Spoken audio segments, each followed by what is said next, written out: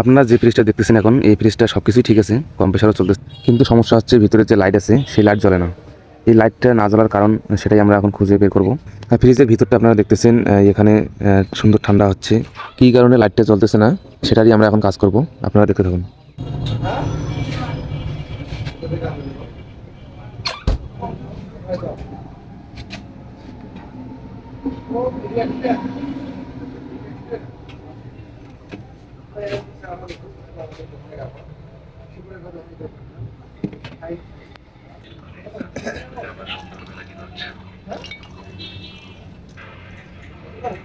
এখানে কি ওয়ারিং এর সমস্যা করছে নাকি?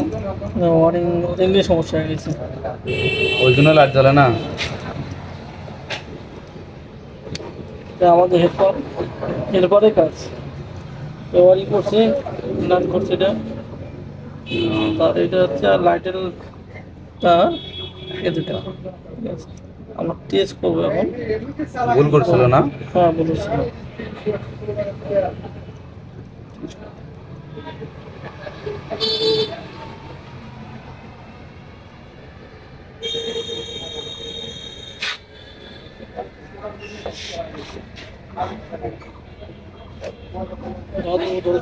দেখি জ্বলে কি না এবার।